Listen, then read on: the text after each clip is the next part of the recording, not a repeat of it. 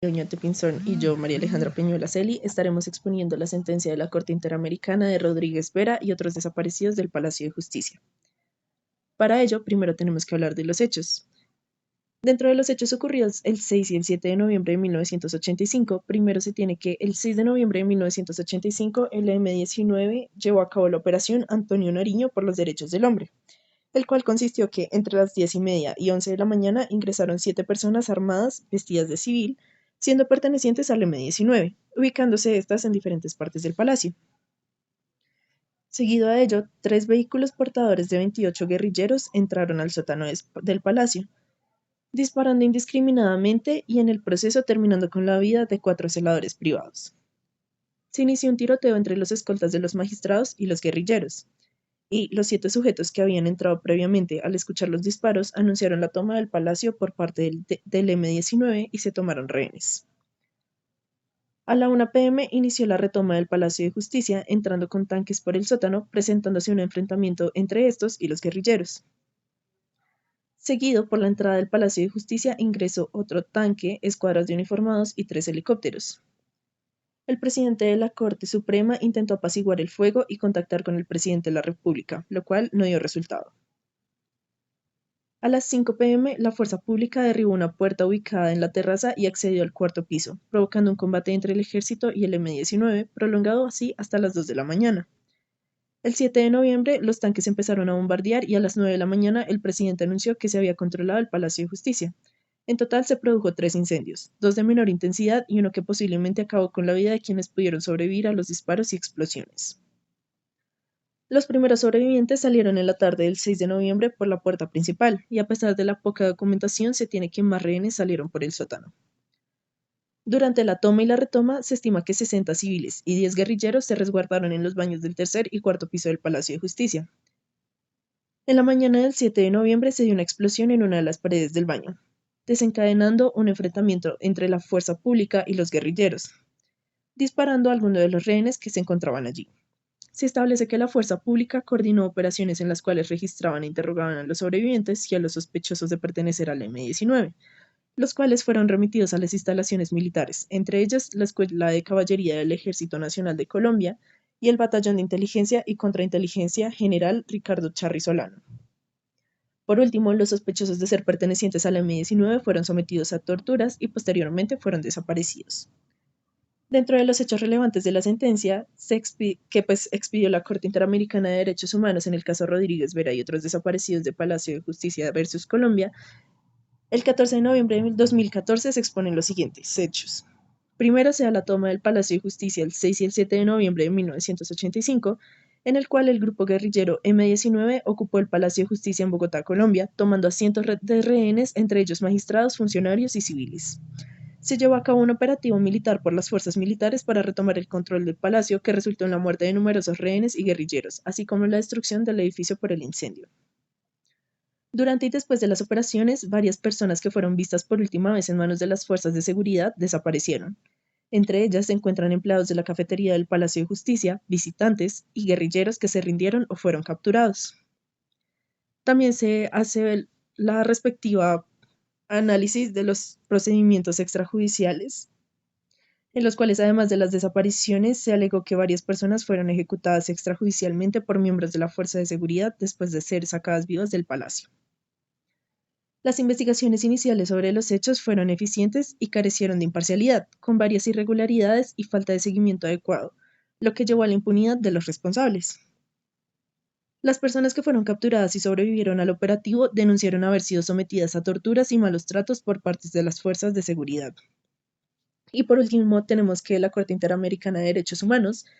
determinó que el Estado colombiano fue responsable por violaciones a los derechos humanos, incluyendo dentro de estos el derecho a la vida, integridad personal, libertad personal y protección judicial, en relación con las desapariciones forzadas, procesos extrajudiciales y falta de investigación efectiva. Para ello, la contestación de la demanda que dio por parte del Estado se argumentaron los siguientes hechos.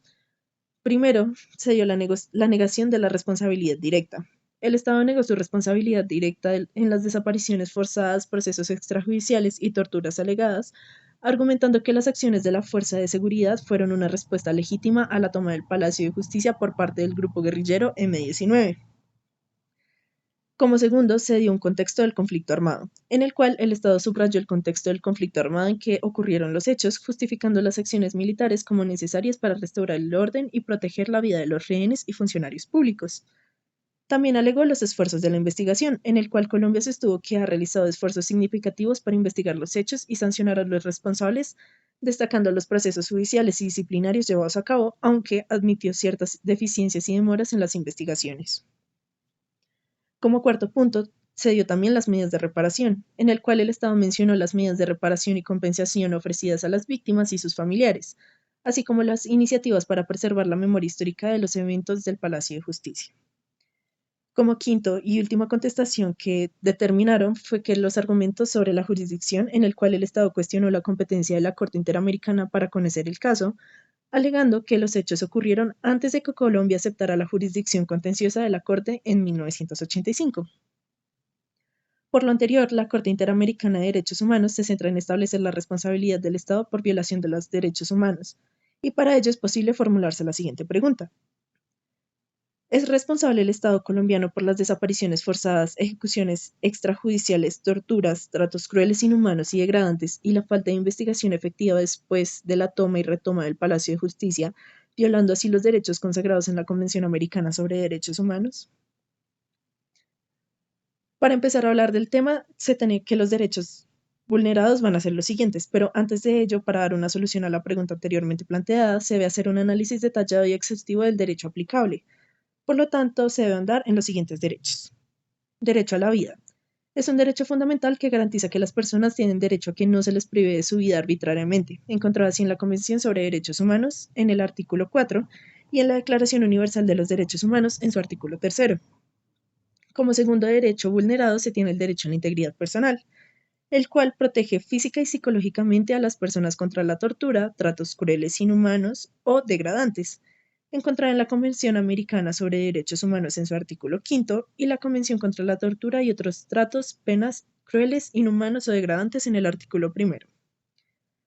Como tercer derecho se tiene el derecho a la libertad personal, derecho que asegura que nadie sea privado de su libertad arbitrariamente, para lo cual se establecen garantías judiciales, expresamente establecido en la Convención Americana sobre Derechos Humanos en su artículo 7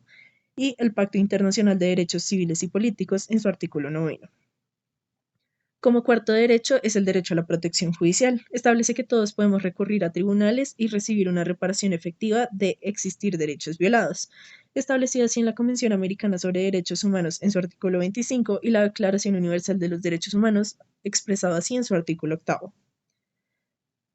Como quinto y último derecho se tiene el derecho a la verdad y a la reparación, el cual especifica que las víctimas y sus familiares tienen derecho a conocer respecto a la violación de los derechos humanos y darles una debida restitución y garantía de no repetición,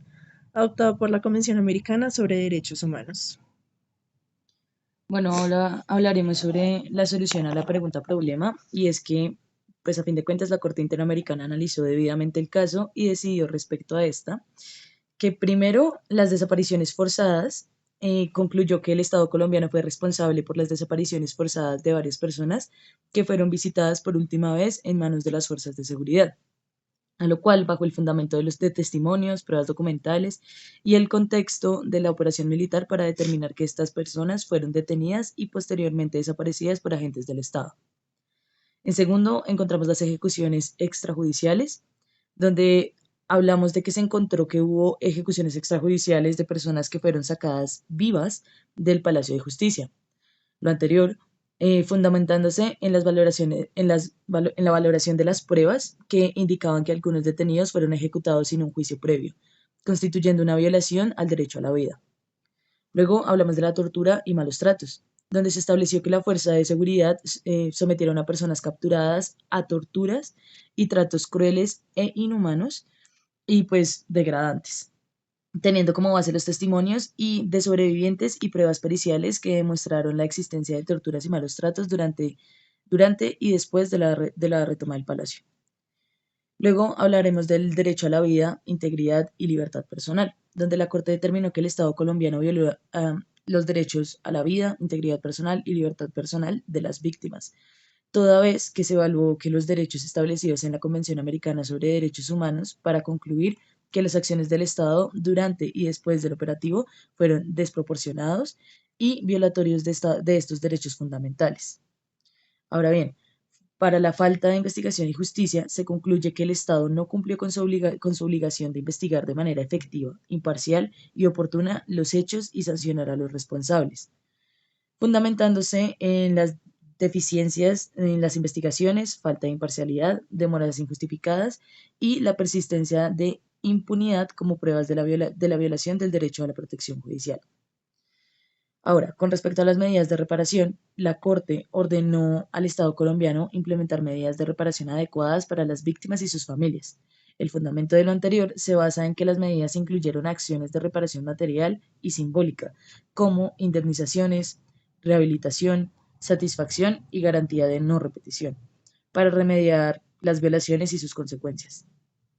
Ahora hablaremos sobre la decisión del fallo donde la Corte Interamericana de Derechos Humanos, en su sentencia del 14 de noviembre del 2014, concluyó que el Estado colombiano era responsable por múltiples violaciones de derechos humanos en el contexto de la toma y retoma del Palacio de Justicia de 1985.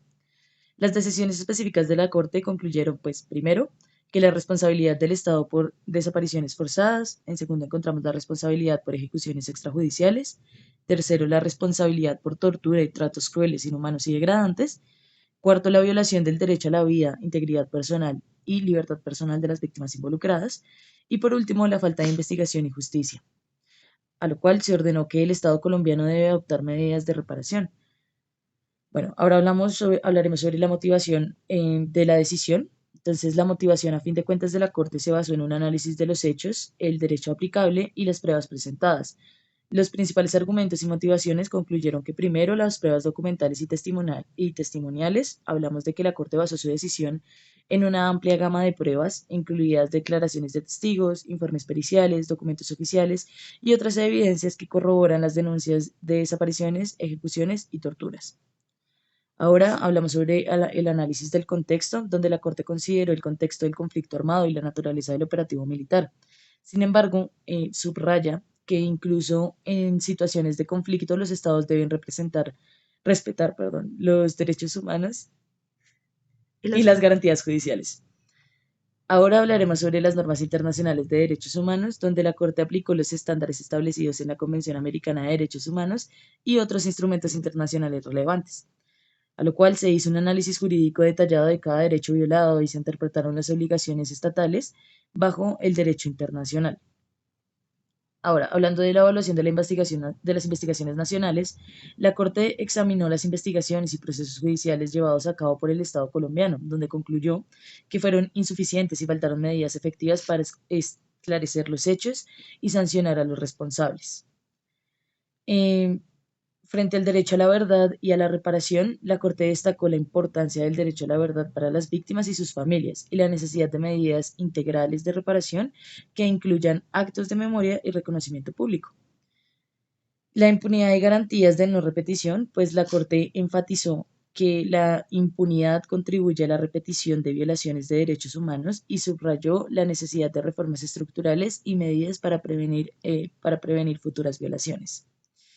Para concluir, la decisión de la Corte Interamericana de Derechos Humanos en el caso Rodríguez Vera y otros desaparecidos del Palacio de Justicia versus Colombia se fundamentó en una cuidadosa evaluación de las pruebas, la aplicación de normas internacionales de derechos humanos y el reconocimiento de la responsabilidad estatal en graves violaciones de derechos humanos, ordenando pues así medidas de reparación para las víctimas y sus familias. Gracias.